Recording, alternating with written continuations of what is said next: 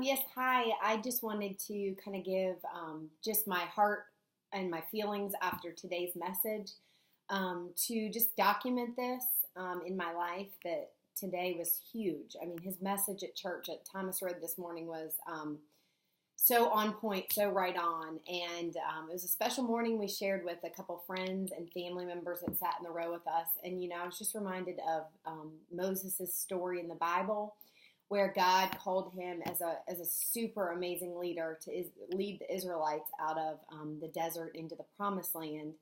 And he obeyed God in all he did up until the point where God asked him to take, the Israelites were without water in the desert, and they were getting discouraged and blaming Moses for bringing them there. And they were like, we're going to die of thirst, and you brought us here. And he just questioned God. He was like, why'd you bring us all the way here to not fulfill your promise that you were sharing and your vision for the promised land? And Moses was like, well, I know God had us come here for a reason. Well, God asked him specifically to pick up a staff or a stick to go strike a rock. And Moses in his own power did do that, but he just didn't do it the exact way that God commanded him to do. So out of disobedience, very small disobedience, he did not get to enter into the promised land where all of his people got to go. And, I feel that way with kind of like what just hit my life. I've worked 6 years in Mary Kay. My dream was to become a national sales director, and I've led a lot of people. I've helped them, loved on them, and I left my family and worked really hard for 6 years. And I know you guys, if you know me, you've known that.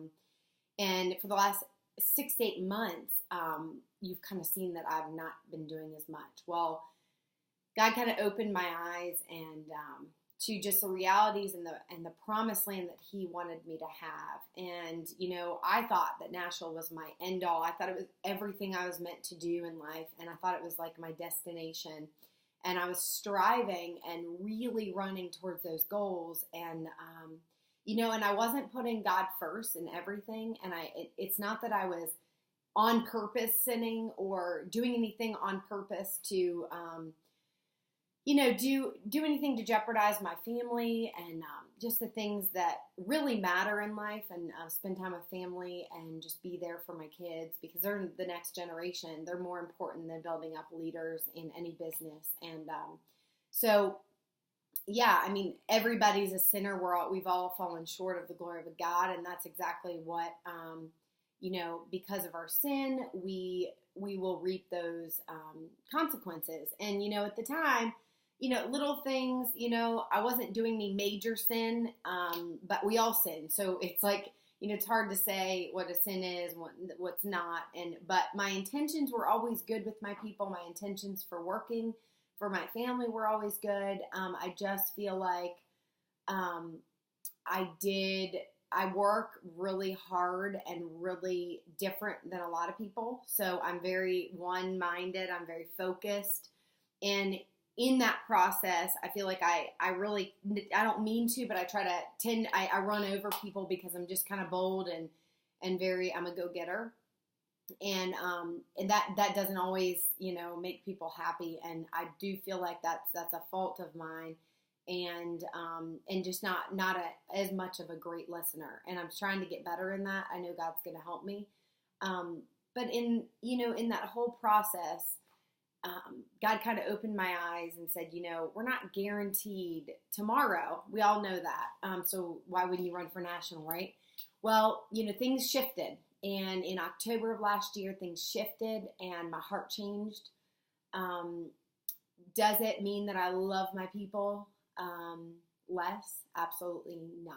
I love you more. This has been the hardest decision I have ever had to make in my entire life. And I'm 36. So that's that's a third of my life that I've lived, and maybe a little more, who knows? So, it was an eye opener. And it's like my vision opened to, maybe I don't have national for you. You get to watch all the people that you've led, and maybe they're going to go into the promised land, is what you thought the promised land of as being a national is going to look like. Maybe they get to, but you're not. And I literally I have been wrestling with God about it forever, like for 5 months, So why can people that I've built get to go to the finish line and get to go to become a national or whatever their dreams may be, and I get to not? And I was mad at God, like, that just doesn't seem fair. And so today at church, Pastor Jonathan Falwell, amazing message of, Moses could be so upset and so mad at God. Like, all I did was disobey you a little bit, God, and you took it all away. Like, I don't ever get to enter the promised land. And he didn't do that. He said, you know what?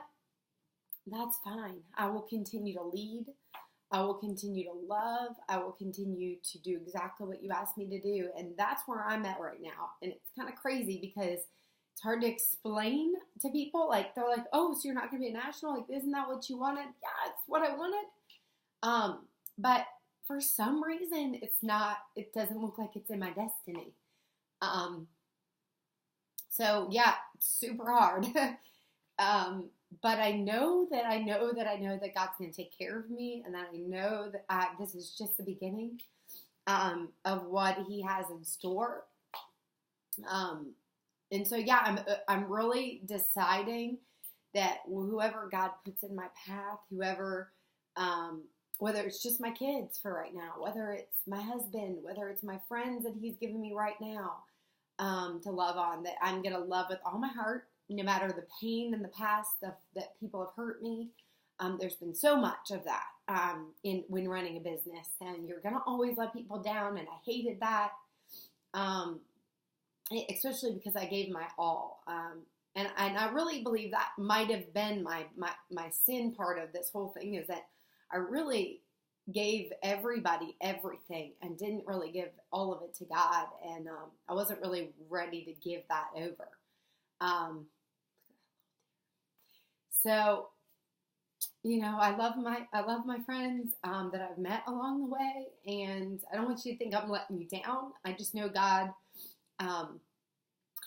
He's been uplifting my unit. Oh my goodness.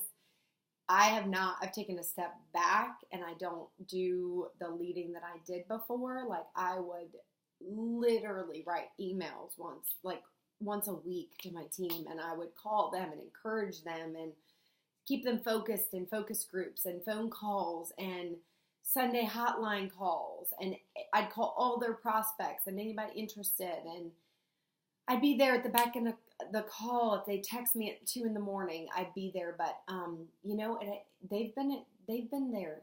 My team is still understood, and they are rocking their numbers. I mean, oh my goodness, you guys are still rocking numbers and doing sales and just being there. And I really appreciate that. And I know that God will bring us through that if we're called to, if I'm called to do something with this later. I don't know. I'm right now just in a listening to God phase, resting in Him. But I know for sure I'm in the right place. I'm not angry. I've really just been woken up to whatever you want, God. And I've just been doing some other things for my family and for me. For instance, I laid my competitive running to the side about 6 years ago when I signed up for Mary Kay. I used to be a competitive runner. Nothing like Nike didn't sign me or anything like that. No, that would be a cool thing, right? Or running in the Olympics. It's happening right now. But I love to run. It's a place where I'm super one-on-one with God, and I feel closest. And I'm always wrestling and talking with Him, and He's always meeting me there. And so I can't really explain that or tell people. And no, I'm not a wacky runner. I love to run. It keeps you healthy.